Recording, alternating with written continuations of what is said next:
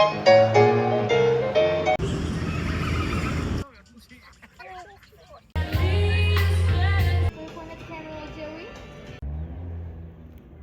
guys! Welcome to my vlog, and yes, that's the iconic urban light in the background because my sister and I are finally here in Los Angeles for a 5-day vacation. It's my third time here and it's her first, but honestly, I'm curious if LA's most iconic tourist spots are still worth a visit or are they just overhyped because of social media. So in this vlog, we are going to explore all of LA's iconic tourist locations to see what's worth your money, what's worth your time, and what you can skip because they're not worth it anymore. And at the end of this vlog, we will tell you our number one choice kung ano yung pinaka must visit location dito sa LA. At sasabihin rin namin yung location na okay lang na skip. So stay tuned and join us as we explore the City of Stars, Los Angeles, California!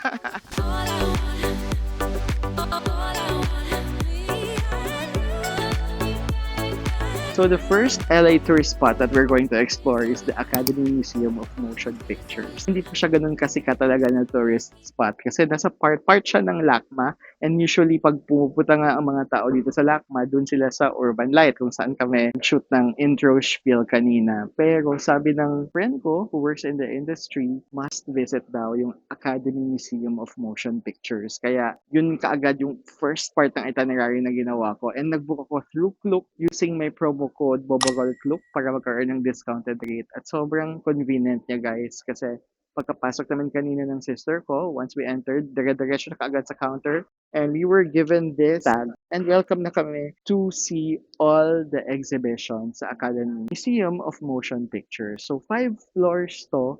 Right now, we are in the 5th floor.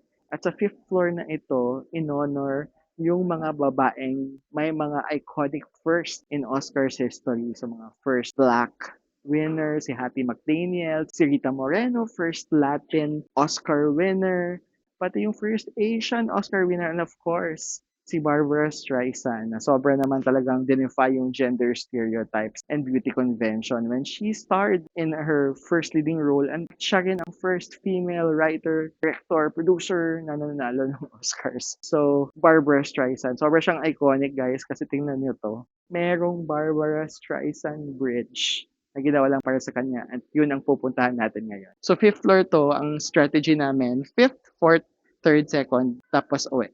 And then we'll judge kung worth it ba tong Academy Museum of Motion Pictures. So it's a viewpoint, right? Ang saya. Papunta siya sa isang terrace kung saan actually nakikita mo ang Hollywood sign. Malayo nga lang. Pakita natin sa vlog, the Hollywood sign.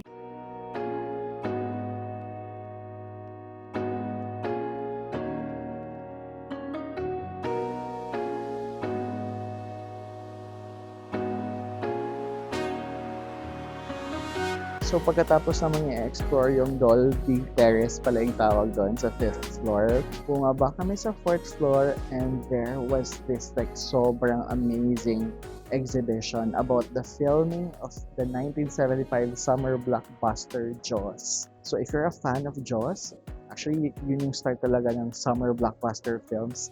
And of course, directed by the iconic Steven Spielberg. You must go and visit and see that exhibition. Siguro ang pinaka na-amaze akong nalaman ko doon is that 27 years old lang si Steven Spielberg, guys. Nung ginawa na yung Jaws, ganun siya ka-genius. And then, andun sa exhibition yung mga props, yung mga behind-the-scenes stories ng Jaws, yung mechanical jaw, naka ano siya sa ceiling outside the exhibition, naka-hang siya, and then may isang cool na activity na nandun at yun ay yung pwede kang gumawa ng iyong sariling dolly zoom shot. If you are familiar with dolly zoom, sinimulan talaga yun ni Alfred Hitchcock sa Vertigo. Yan yung habang nagdodolly, nag-zoom in sa face mo, na very staple na shot sa mga horror classics, at sobrang gamit na gamit siya sa Jaws. So yun, so kailangan lang namin mag-ano ng QR code, and then kami ng sister ko gumawa kami ng parang dolly zoom na kunyari natatakot, gano'n. And then isa pang cool na nakita ko doon is yung kung paano nila inoperate yung mechanical na jaw. So, you can do it yourself too. Ano pa ba nakita ko doon? Nakita ko rin doon yung mga old poster ng Jaws, pati yung mga set design nandun. So, if you're a big fan of Jaws, you must visit it. And then, katabi lang niya sa 4th level, nandun din yung Toy Story 3D Zoetrope. Very siya, it's a mechanical device na kapag pinapaikot mo, seemingly may ginagawang action. Yung mga characters na nandun, parang circular device siya. Pero nakikita mo kung paano nga talaga ginagawa yung animation. Kasi movement lang na ganun, isang circle lang na ganun mabilis, nakikita mo ng parang gumagalaw yung mga characters dun sa mechanical device na yan. So, it was so cool. And then, bumawa kami ng 3rd floor. Sa 3rd floor, merong Oscar Experience exhibition, pero may added pay siya of $10. Hindi na namin in-avail. Ang pinaka-interesting na exhibition sa 3rd floor, I think is yung Hollywoodland exhibition, kung saan nakalagay doon yung history ng Hollywood, yung mga studio system, kung saan nagsimula rin yung Hollywood, at actually kung paano talaga sinimulan yung Hollywood ng mga Eastern European Jewish immigrants. Kasi nalaman ko doon na itong mga Jewish immigrants pala from Eastern Europe, nung pumunta sila dito, since hindi sila pwedeng mag-enter ng business na sobrang yung mga matataas na business that time. Yung cinema pala that time, lowbrow yung tingin ng mga tao. So, sa cinema sila nag-invest at nag-negosyo. At yun na nga, naging sila pa yung naging pioneer at naging powerful people dito sa Hollywood. And dito sa likod ko, exhibition din to sa 3rd floor, yung Barbie to Anna Karenina, The Cinematic Worlds of Sarah Greenwood and Katie Spencer. Si Sarah Greenwood at Katie Spencer, sila ay production designer and set decorator ng pelikulang Barbie, Anna Karenina, Beauty and the Beast, Atonement, marami pang iba. Pero sa exhibition na to, nakafocus lang sa 3 movies na na-mention ko, Barbie, Beauty and the Beast, tsaka Anna Karenina. So nakikita mo doon yung inspiration nila from the sketches, to the design model, tsaka nakikita mo rin yung mga props na ginamit nila doon. Like sa Beauty and the Beast, nakita ko yung rose, yung painting, lahat ng props sa Beauty and the Beast na sobrang iconic. Nakita mo doon, nandun. So sobrang ang amazing lang. Kasi syempre napanood mo yung movie at inanimate sila, diba? Pero nandun yung actual objects. And then sa Barbie Land, ayun yung scale ng design scale ng Barbie Land, ng mga houses ni Barbie, ni Ken, ng Weird Barbie. Lahat nakikita mo doon, pati mga drawings nila, yung mga ideas nila. And ang pinaka-cool, nandun yung blank space. Kumbaga sinimulate kung ano yung naging opisina nila nung ginawa nila yung Barbie. So yan yung 3rd floor. Guys, sobrang overwhelming siya. If you're a film buff, grabing talagang overload of info. Pero may 2 floors pa at bababa na kami sa 2nd floor.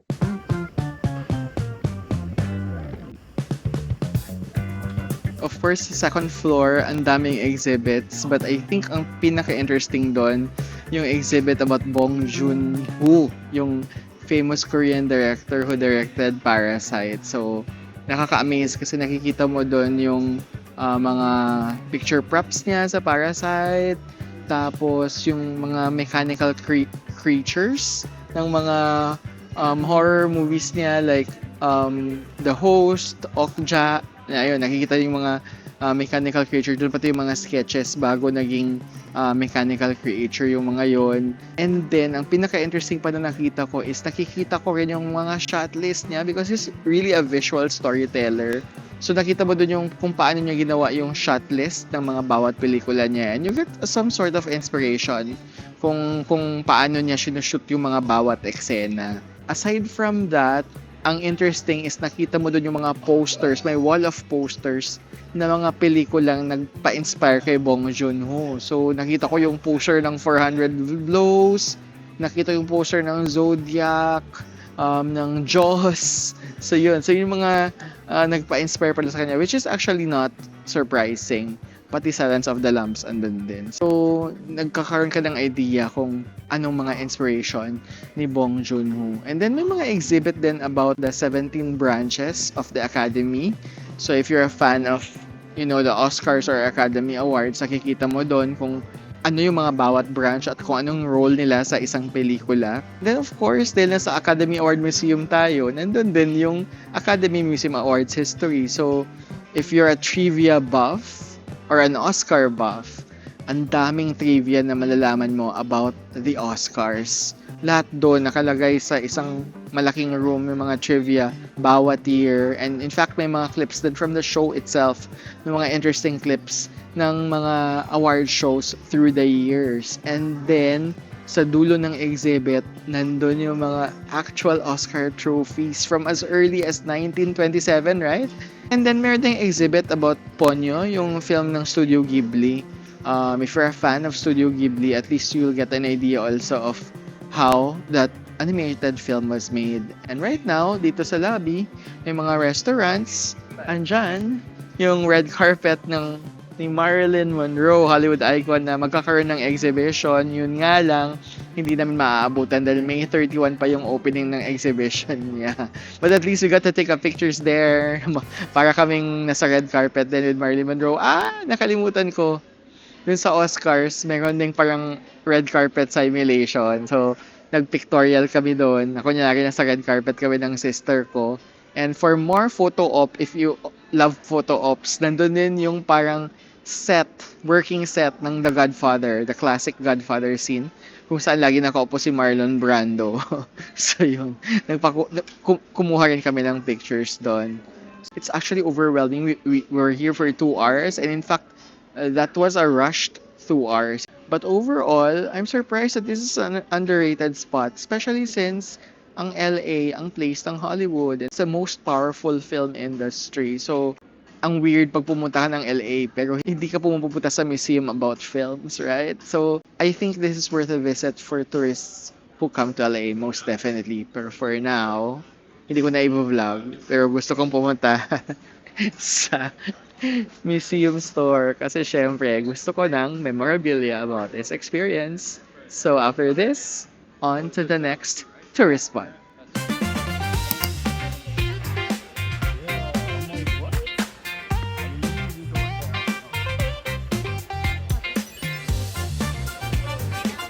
Of course, included in one of the most iconic tourist attractions in Los Angeles is the Grove. So the Grove ay isang outside mall here in LA. Sobrang sikat siya sa mga turista because I guess unlike Rodeo Drive, while there are also branded shops here, meron ding mga affordable brands. At the same time, may mga food places and may mga greens kung saan people can relax on a summer day, take a picnic, talk with friends.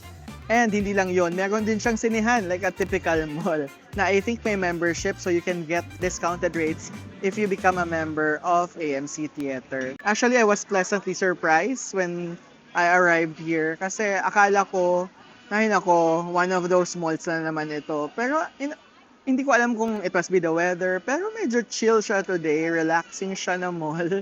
Hindi ganun kadami yung tao. Ang kaibahan din niya sa Pinas ay hindi siya parang building lang na boxed building. Meron siyang greens, you can walk with your pets, and you can just hang out with your friends na medyo laid back lang and relax lang. Siguro ito yung naging template din ng ibang mga malls natin na may greens, especially sa BGC area or yung mga ibang Ayala malls. But is it worth to visit? Well, siguro if gusto mo mag-shopping and ayaw mo ng masyadong mahal, katulad ng mga brands na nasa Rodeo Drive, pwedeng-pwede dito sa Grove. Ang maganda rin dito, malapit lang din siya sa farmer's market, and then marami rin malapit na commercial establishments like Trader Joe's, or mga dress for less department stores, CVS, pharmacy. So parang nasa isang commercial district talaga siya. So you can come here once, people watch, or do some shopping. Pero siguro once lang kasi hindi naman talaga ito yung heart of LA.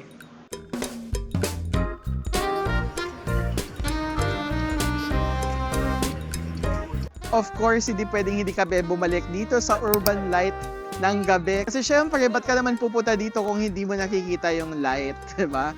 Actually, itong Urban Light ay isang solar lights insulation project ni Chris Burden noong 2008. At itong 202 yata na lights na to ay actually mga actual street lights dito sa Los Angeles noong 1920s and 1930s. Kaya, 'di ba, ang ganda ng project niya. Kasi aside from solar electricity na nagpapatakbo sa kanya, it also preserves the urban history of Los Angeles. Kaya naman, ayan, very aesthetic. Ang daming photobomber, pero actually, lahat talaga sila ay gustong magpa-picture dito sa Urban Light. But of course, hindi lang yun yung public art na makikita nyo sa LACMA at kaninang umaga, napadaan yan kami sa levitating mass. Yung levitating mass naman ay gawa ng artist na si Michael Heiser noong 2012. Isa siyang static art, sabi niya, at ayaw niyang sabihin ko anong ibig sabihin ng meaning, pero sobrang binalita nung ginawa siya noong 2012 kasi kinover talaga ng lahat ng mass media yung pag-travel ng Boulder sa Riverside County to Los Angeles. Sabi nga nung artist nga, wala nga lang meaning ito, pinapakita lang nito yung power, yung strength ng Boulder. And at the same time, ini-aim niya na maglalast yung art na yon for like 2,035 years. O diba? But ang galing pala dito sa LACMA, guys, if you're here on a Friday, tingnan nyo naman, ang sobrang busy. Ang daming mga tao. Every Friday, may jazz night pa. Especially ngayong summer. Kaya kanina nakapanood kami ng isang free jazz show. So, sobra namang wow, culture.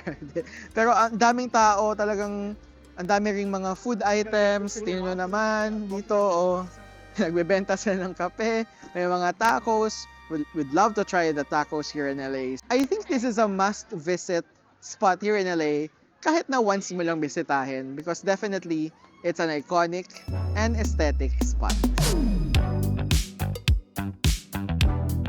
Hi guys, we are in Getty Villa, one of the famous tourist spots here in LA. So Getty Villa is a museum that houses arts and culture from the ancient Greek, Roman, and Etrurian culture. Ginawa to ni J. Paul Getty. Isa siyang bilyonaryo na yumaman dahil sa oil. Art collector din siya. Kaya yung mga ibang arts na nakuha niya from Europe, dinala niya dito at hinaus niya dito sa Getty Villa. Pinagawa pa niya tong villa na to noong 1970s. At ang inspiration daw ng villa na to ay isang parang Roman villa. So, ganun siya kayaman, guys. So, ngayon nandito kami ngayon sa Outer Peristyle. Napaka-bonggang garden. Para talaga siyang Italian courtyard. Parang akala ko wala ako sa California, wala ako sa States. Parang nasa Italy ako. But of course, the highlight of this museum are the artifacts that are found inside. Ang dami actually collection ng museum na to. More than 4,000 antiquities yung mga makikita dito. Meron pa mga Egyptian portrait sculpture ng mga priests nila nung panahon yun. Napaka-amazing. Kasi before Christ pa ginawa yung mga yon. And then we also found like marble sculptures of Venus, of other Greek goddess. Na-amaze din ako sa mga vase na sobrang luma. And then ang intricate ng design ng mga vase.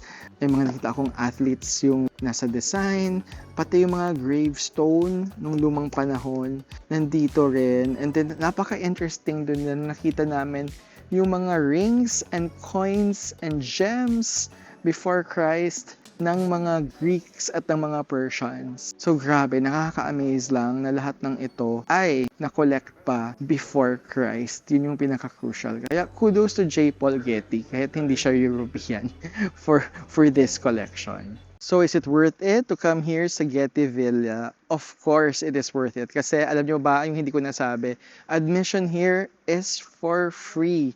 Syempre, kailangan mo lang magpa-reserve online but wala kang babayaran and you get to see all these antiquities, all these art forms from the past. Sobrang win na yun. And aside from that, you will also marvel at the architecture ng isang parang Roman-style villa na may background pa ng California coastline and California beach. So perfect way siya to spend a day here in California. Kaya, for me, must go itong Getty Villa. We're on our way out of the villa and look what landed on my shoulder. It's a red but dragonfly and it won't get out. Oh, I don't know why. It must be a sign. It must be a lucky sign. I should make a wish. I wish for wealth and good health. Thank you, dragonfly.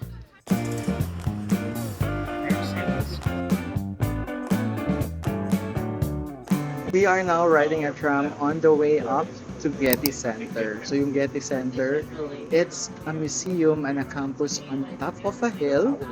And yung campus na yon ay parang school siya for art and art conservation. But it's more popular because it's a museum that houses pre-20th century European art. So maraming kayo makikitang paintings doon, international photographs, antiquities, sculptures, and then it's also known for its central garden. So I'm really excited.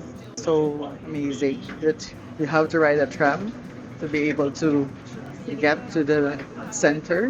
And so I'm excited to explore the area and then tell you later if this is worth the trip. So researching about this amazing architecture, I found out that the Getty Center is designed by Richard Meyer at yung kanyang rule ay talagang white and aluminum stones lang yung dapat makita sa architecture ng Getty Center.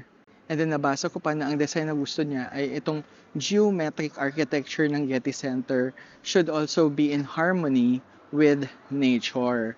Yun yung gusto niya dito. And because we're on top of a hill, actually most of the floors in the museum are down the mountain, meaning hindi siya pataas kundi pababa, kasi yun yung pwede lang for the structural build of this center dahil nasa taas na siya ng mountain. The museum is actually so big because it's actually more of a complex.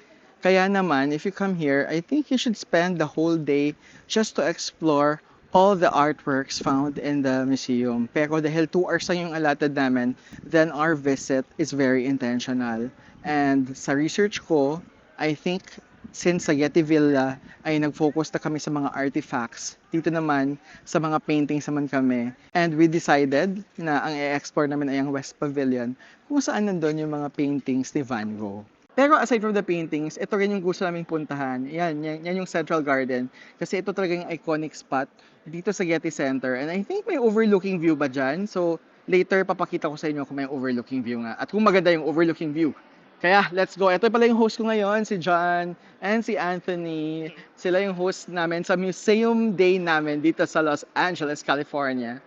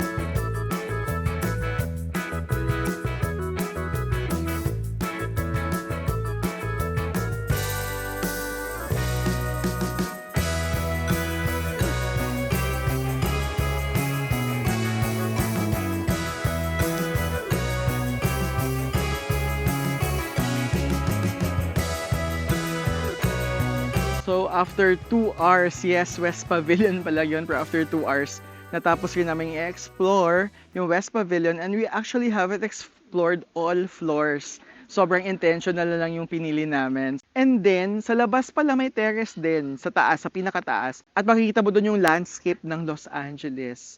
And kung hindi man foggy, makikita mo rin daw yung beach or California coast. So, ang gandang view, sobrang nakaka-relax.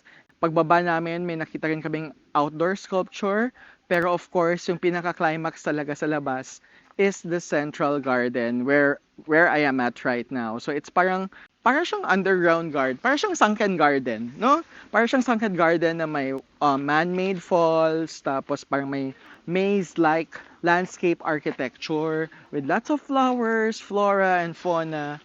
And sobrang perfect siya to just chill, sit down, talk with a friend, have a picnic, and take pictures, take a lot of pictures, which is what we did. So what's my verdict now of Getty Center? Of course, my verdict of Getty Center is kung balak yung pumunta dito, you should allot really 1 day to explore everything. And I don't think you can even explore everything in 1 day. It's just too overwhelming. But sana hindi kayo nagmamadali para you can really immerse yourself sa arts na nakikita mo dito sa Getty Center. It's a very, very definitely unique space dito sa Los Angeles, and for that, para sa akin, worth it to visit here.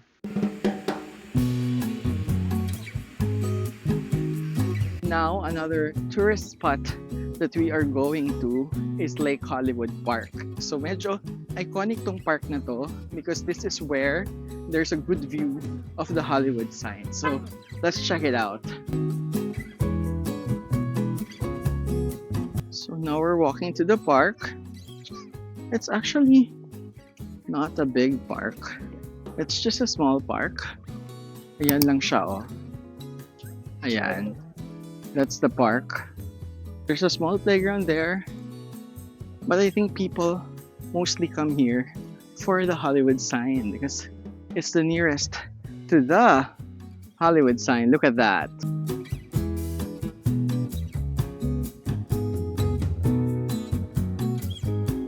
One thing I noticed about this park is that it's also a dog park. May mga dogs na nandito. So, perfect siya for those with dogs.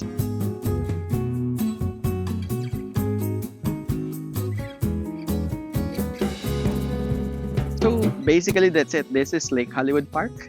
At andun yung Hollywood sign sa background. So, kumbaga there are other spots to also get a closer view of the Hollywood sign. Pero, ito kasi yung pinaka-accessible kasi pwede kayong mag-kotse or mag-Uber at malapit lang yung parking spot papunta dito sa park. Of course, those who are into hiking, hinhike talaga nila from outside to here kasi ang daming pagdadaan pag residential areas bago dumating dito. And then yung iba naman talaga nag-hike sila to a nearby spot again na hindi na nawala dito para rin makakuha ng Hollywood sign. Pero ito ay para, I think, sa mga non-hikers. So if you're a non-hiker, then this is the perfect spot for you. But is it worth it? Is it worth to come here just to get the Hollywood sign? Siguro, if you are really into Hollywood and you want to take a picture of the sign, and it's okay for you to spend money for an Uber ride and come here, or di kaya hiker ka din, hiking ka, and you know, this is just the end point, and before that, nag-hike ka lang papunta dito for your fitness, and I guess it's worth a try. Pero kung para sa'yo parang talaga dito lang for the picture taking, baka siguro hindi worth it. Or siguro kahit once lang pumunta ka dito, take the Hollywood sign, and then that's it. In your next trip, don't come back here anymore. So that's my assessment for Lake Hollywood Park. Quick break muna sa pag-judge natin sa mga tourist spots dito sa LA because I'm going to tell you a secret kung paano kayo makakakuha ng discounted rate sa mga hotel accommodations nyo every time you travel. And that is by booking through Klook using my promo code Boborol Klook. Yun lang talaga guys. Just use my promo code Boborol Klook at kahit saang destinasyon, kapag nag-book kayo sa Klook, you can have a discounted rate sa mga hotel sa pinagstayhan nyo. Tulad namin, nag-book kami dito sa Hotel Normandy sa LA and my sister who booked it for me used my promo code at nakakuha kami ng discounted rate. So, yun. Don't forget to use my code. Now, off to see another tourist spot here in LA.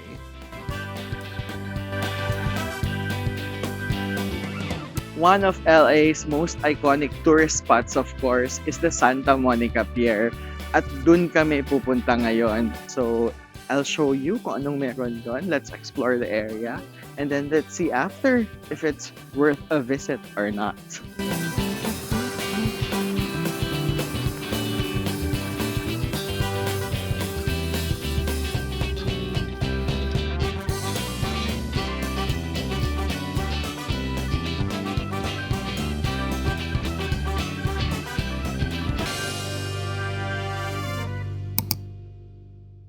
We're finally here sa Santa Monica Pier and that's the iconic signage of Santa Monica Pier. It's one of the, alam niyo na yun, iconic and historical landmark dito sa California. Of course, pag bumaba tayo doon, nandun yung Pacific Park, isang amusement park, and some other sites. Titingnan natin yon. Pero sayang lang ngayon, if you're coming here, under renovation yung road. Usually kasi itong spot na to, dyan talaga nagpipictorial yung mga tao kasi napaka-iconic nitong signage na yan. At dito talaga nagpapapicture lahat. Pero hindi tayo magpapaawat. Magpapapicture pa rin tayo kasi andito na tayo ngayon.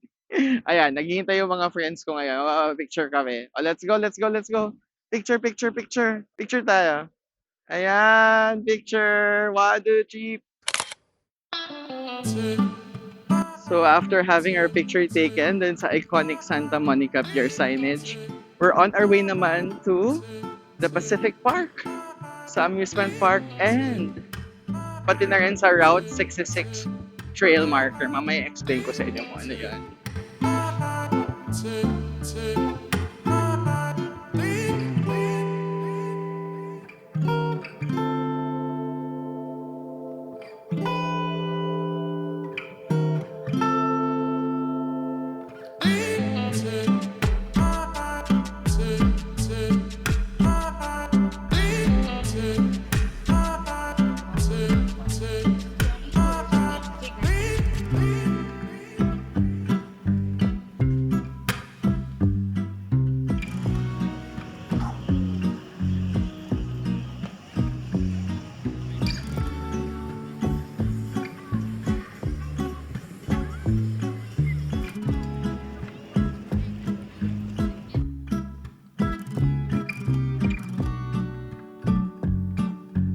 So this is the end of our Santa Monica Pier tour. Actually, pag pumunta kayo dito, marami kayong makikita. May makikita kayong street performers, may mga makikita kayong different shops, food places, and of course, behind me is the Pacific Park, or it's an amusement park na yung Ferris wheel nila ay solar powered. So, 'di ba, bongga? Perfect for kids and family, most definitely. And of course, there are a lot of photo spots kasi ang ganda ng coastal views ng Santa Monica Beach. And there is the end of Route 66 na marker. So, bakit nga ba siya end of Route 66? Kasi yung Route 66 is a historic national highway in the US before, at ang start nito ay nasa Chicago. Kung pupunta kayo ng Chicago, pwedeng hanapin niyo yung start ng Route 66. Basta nandito yung end of Route 66. At medyo may pila ha, para sa mga pictures na yon. So, yun, that's basically Santa Monica Pier. It's free, by the way, except for the amusement park. Pero lahat ay free. Is it worth to visit for tourists? I think if it's your first time here in California, of course, you must visit Santa Monica Pier because it's an iconic spot. Pero pag hindi nyo man first time at hindi nyo kasama ang family nyo, parang it's much of a really touristy spot. Or I must say a tourist trap as well.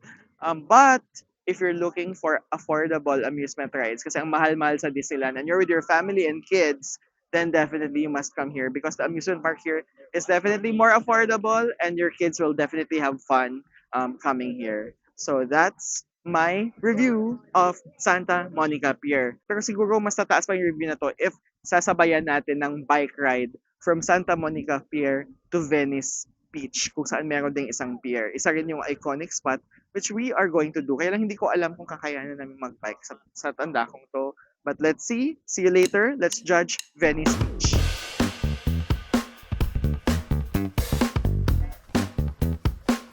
So, andito na kami ngayon dito sa bike center. We're going to rent a bike. Ang kinuha namin is yung $30 for 4 hours of bike ride because magdadrive kami from Santa Monica to Venice Beach.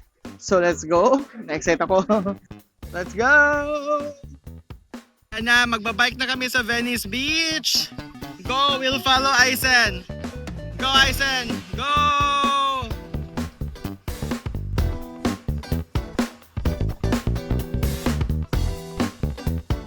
Let's go to Venice Beach!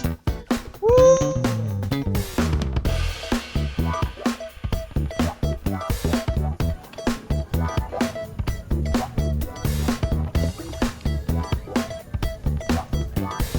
Oh my God, dami nagba-volleyball dito. Wait. Pakita ko sa inyo. The volleyball.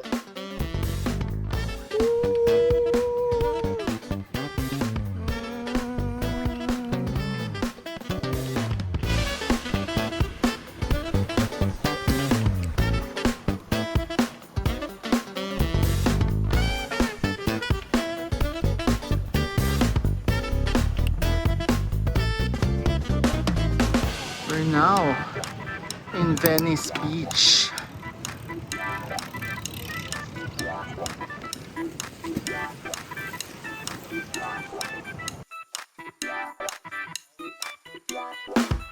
So, park muna kami dito. Sobrang tostada na. Ayan, park kami kasi pupunta kami. Tingnan muna namin yung kanilang roller skating park. Isa yun sa mga iconic spots dito sa Venice Beach. For overall, I think if you go to Santa Monica Pier, especially kung adults na kayo at able naman kayo physically, it's a must that you do or you bike to Venice Beach. I think yun yung nagpadagdag ng value. Kasi lalo na pag yung weather ay katulad dito, mainit pero malamig. Perfect siya. So now we judge Venice Beach at start tayo sa kalang roller skate park.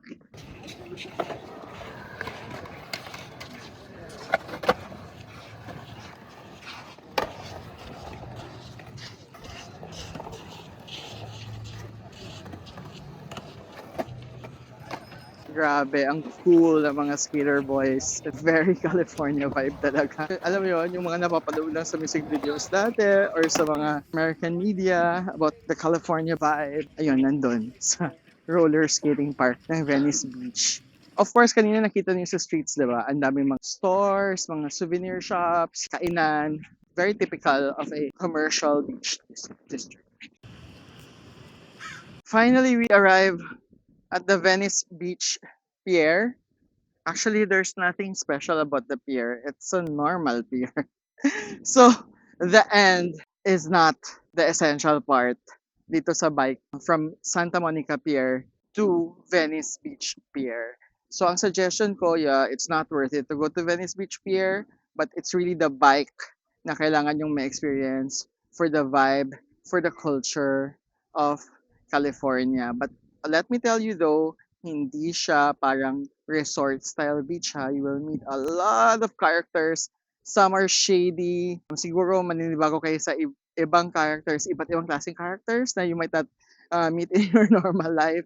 But I think ang pinaka-best doon talaga na nakita ko is yung culture of roller skating, skateboarding, syempre yung mga beach vibe. Sure kung ma-amaze kayo sa mga sights and sounds and smell na ma-experience nyo while riding along the beach. I think you can come here once lang siguro just to experience the bike ride and Venice Beach. But I don't think I'll come back here again unless may kasama akong bagong turista who wants to experience this activity.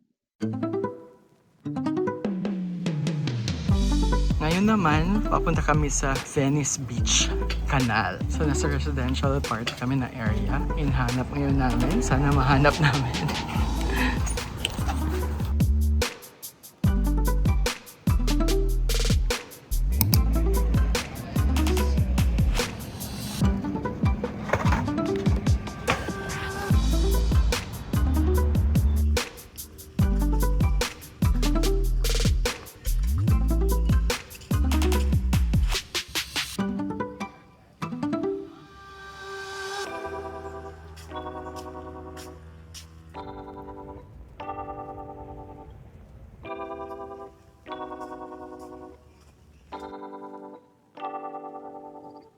So it's just a short walk from the beach.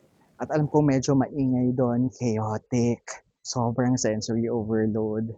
So just walk a few meters away sa isang residential area at meron silang parang Venice Canal. Venice Canal ang tawag nila dito kasi sinasimulate nila yung canals of Venice and sobrang peaceful. Sobrang parang ibang mundo yung Venice Beach. Sobrang relaxing. I guess ito yung pinaka-highlight sa bike ride from Santa Monica to Venice Beach, the Venice Canal. So is it worth it to come here? Definitely. If you do the bike ride, you have to pass by here para everything will be worth it.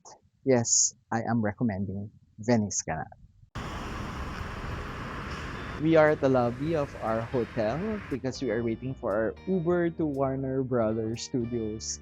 Ang isa sa iconic activity na gagawin namin today ay ang Warner Brothers Studio Tour. Of course, alam naman natin na ang Los Angeles is actually the place of Hollywood and ang daming mga film studios na nandito. At isa sa mga existing film studios na gumagawa ng tour ay ang Warner Brothers. So, I'm really just excited to go there as a cinephile, as a cineast, and explore the film sets na actual film and TV series sets na mga shows and movies na napapanood ko lang sa mga sinehan at sa mga streaming platform. So, explore with me at tingnan natin kung worth it ba talaga na pumunta doon because this is not an amusement kind of tour ha.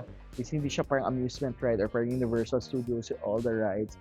It's really a classic studios or film and TV location tour.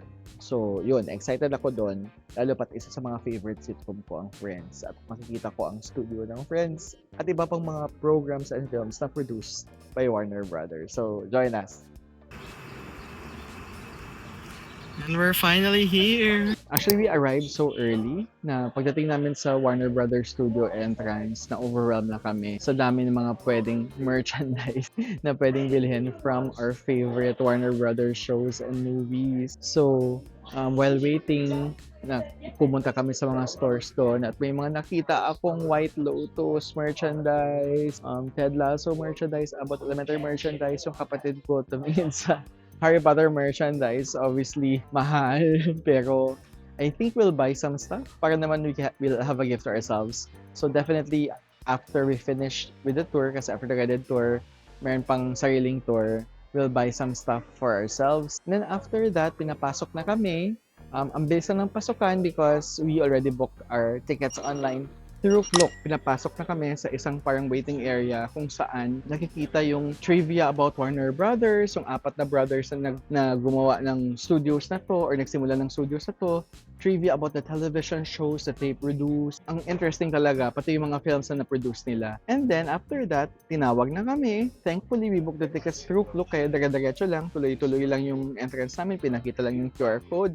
And that's it. By the way, if gusto nyo yung discounted ticket sa Klook, use my promo code BOBOROLCLOOK and for sure, makakakuha kayo ng discount. And after that, pinapasok kami sa isang auditorium kung saan nag-flex sila kung ano yung kung tungkol saan yung Warner Brothers Studios at kung gaano ka unforgettable at classic yung mga film and TV series na produce nila. So, dun pa lang hype na hype ka na. Sobrang excited ka lang pumunta sa loob kung saan ginawa tong mga films and TV series na to. After that, sumakay na kami sa isang parang shuttle na sasakyan. Hindi ko alam kung tawag doon. And then, tinur na niya kami sa mga studio lots. Sobrang nakaka-amaze yung tour, guys. Kasi talagang makikita mo talaga yung art of movies or yung movie magic kung paano nila sinushoot yung mga films and TV series. Ang dami niya mga trivia na shinare about the TV shows and films that were shot here. Yung mga locations na nandun. Nakita namin yung locations ng Abbott Elementary, Gilmore Girls, Pretty Little Liars. Ang dami, Casablanca, La La Land, Joker. Super duper dami. Nakita pa namin yung Stars Hollow ng Gilmore Girls. Nagpa-picture kami sa gazebo ng kapatid ko. Yung kapatid ko nakapapapicture siya sa chapel ng Pretty Little Liars. And then, I think ang pinaka gusto ko rin sa tour is aside from the trivia na sinishare niya about the films and TV series, pinapakita rin niya sa amin or na-explain rin niya sa amin kung ano mga nangyayari sa mga shooting. Pumasok kami sa bahay ng Geller's house ng Friends para makita namin yung loob, yung interior at in-explain niya kung bakit isang floor lang sa loob kasi dapat may mga lights, kung paano sinushoot na from summer to winter, lahat yun in-explain ng mga technical terms siya na actually pag katulad ko na nag-work sa industry, alam ko naman, pero nakaka-amaze pa rin. Lalo na siguro sa mga taong hindi taga-industry. So, you really get to know kung paano nangyayari yung shooting. And then after that, we went to the studio lots. Tapos sa studio lots na yon, again, nag-share siya ng trivia. Nakita namin yung studio lot ng Friends, kung saan talaga nag-shoot yung Friends. So sa studio lot na yon, nakita namin yung iba't ibang sound stages. I think 30 plus yung sound stages dito sa Warner Brothers Studios. And then, ang pinaka-cool is that pinapasok niya kami sa sound stage ng Big Bang Theory. Pero ngayon, yung soundstage siya yun, pinagsushootingan siya ng spin-off ng Young Sheldon. Unfortunately, bawal yung camera sa loob. But nakita namin yung setup kung paano sinushoot ang isang sitcom, kung saan nakatayo yung audience. Ang kulang na ang laki-laki ng soundstage, ang dami-daming mga set.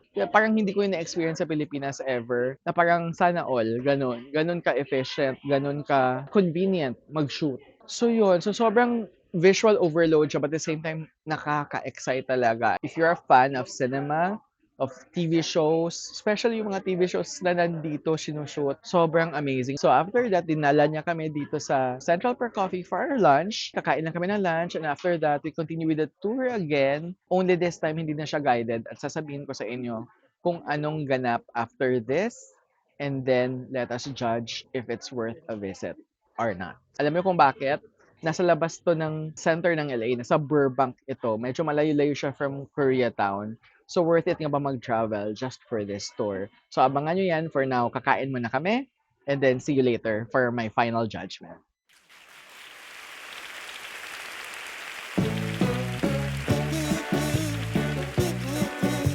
So, after our lunch in Central Perk, dumiretso kami sa isang exhibition. It's called Stage 48 From Script to Screen. At yung exhibition na yon, basically, it honors all the important artists who have worked in Warner Brothers since 1923. At hindi lang siya nakalimit sa mga artista. They also honor their yung mga creatives at yung mga production staff. So, it honors the script writers, the casting directors. In fact, dun sa mga casting director na area, makikita mo rin yung mga videos ng mga artista nung nagka-casting sila for a particular Warner Brothers movie or project. Tapos nakikita mo rin din yung mga costume, kaya na ino-honor din ng mga costume designers. Nakaka-amaze na makita yung mga iconic costumes ng mga pelikulang pinapanood ko lang sa sine. Ang pinaka-notable doon is yung Sinners kasi bago lang yung Sinners eh. There was also an exhibition on classic Warner Brother movies like mga dating costume ni Errol Flynn,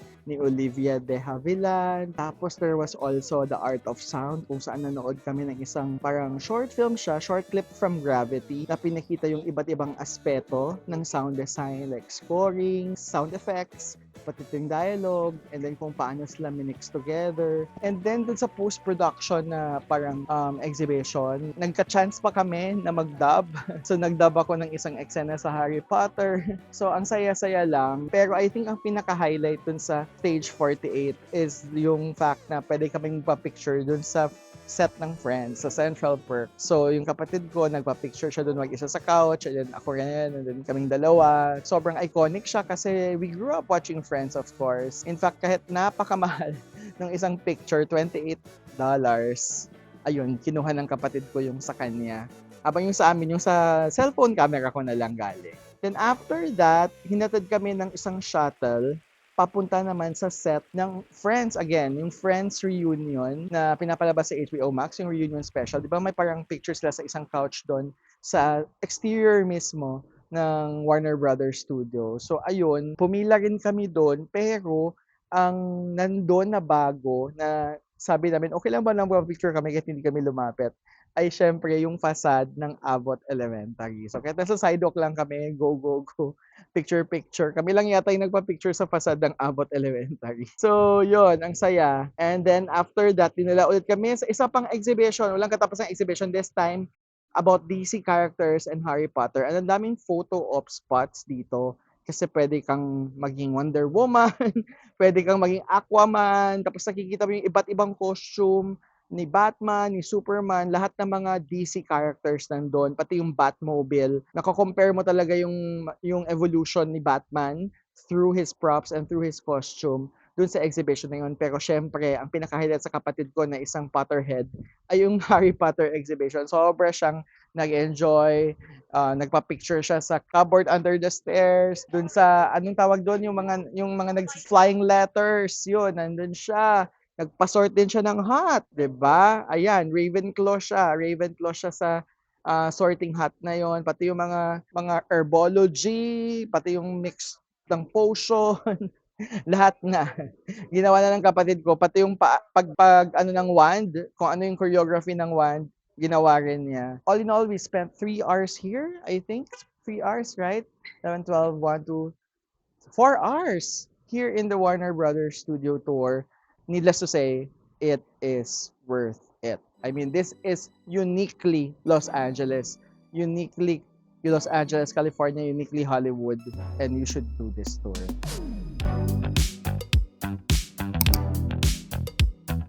Hollywood Boulevard is one of the most iconic spots also here in LA. Kaya naman pumunta kami dito ng sister ko sa Hollywood Boulevard. Makikita mo sa streets, along the sidewalks, yung different stars na signs ng mga famous celebrities from before. So, buong stretch yon ng Hollywood Boulevard. Nandun yung mga star signs. Dami naming nakita. Anne Hathaway, Miley Cyrus. Syempre, nandun yung mga directors din, Steven Spielberg. But all famous stars. You can take your pictures there as well.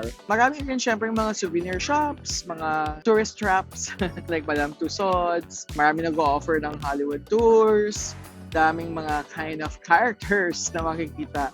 Tourists, may mga shady locals. Ano siya, isa siyang parang Quiapo. Iba't ibang klaseng tao yung nakikita mo dito. Tapos, doon yung iconic TCL Chinese Theater kung saan yung mga handprints, signature, footprints of famous celebrities are also there. Meron doon si Christopher Nolan, na-surprise ako. Nagpa-picture din ako sa kanya doon. Meryl Streep, George Clooney, Twilight Stars. Yun, so again, it's another photo taking spot.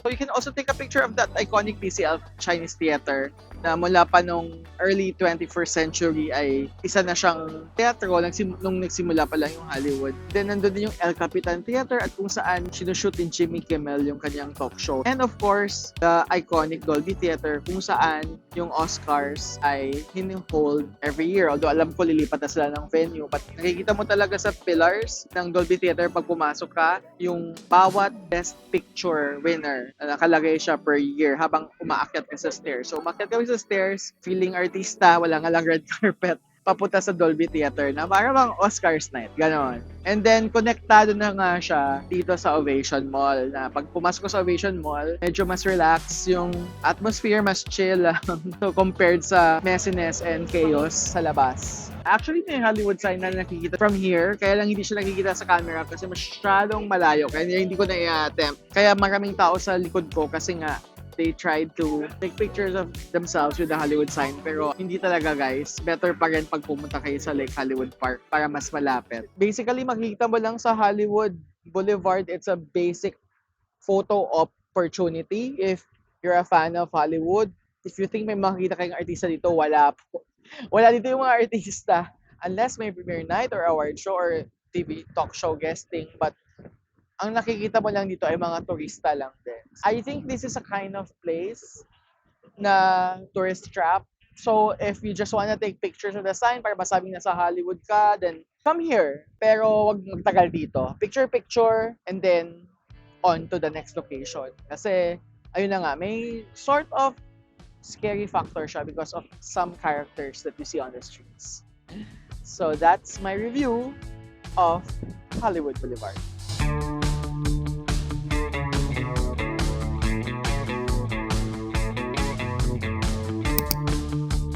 So what is Griffith Observatory? It's actually an iconic spot on top of Mount Hollywood na sobrang sumikat dahil sa mga classic films like The Terminator, Rebel Without a Cause, and most recently, La La Land. Pero isa siyang observatory ng astronomy. And of course, may mga views din of LA. Isa ka artista. May plot twist.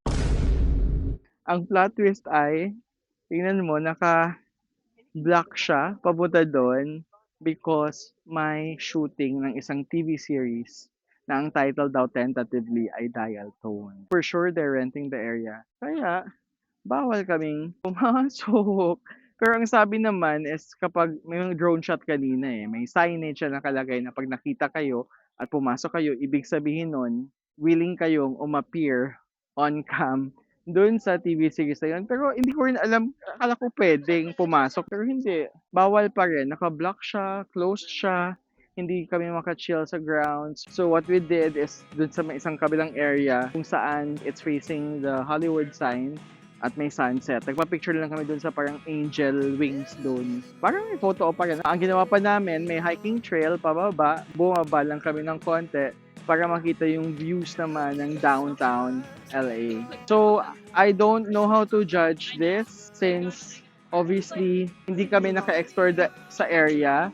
Of course, kung naka-explore lang sana kami at nakapasok sa loob, makikita namin yung napakalaking telescope, at saka yung focal pendulum daw that shows kung paano nag-rotate yung Earth, yung live planetarium, lahat yun namin nakikita. But you know what, guys? This is an iconic site founded by Griffith J. Griffith kasi gusto nga niya maging accessible in public ang astronomy. And I guess, winner siya doon.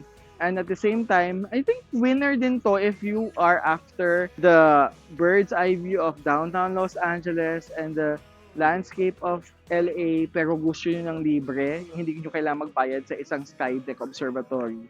Then this is perfect kasi you don't have to pay. So yun, if gusto nyo nang makatipid at makapunta pa rin sa isang iconic tourist spot, then I think this is a must go kasi free siya. Just make sure walang shooting during that day. Kasi alam ko pag walang shooting, people can hang out here, have picnic as well, and really just chill and relax. That's my tip. Still come here, and hopefully open yung Griffith Observatory.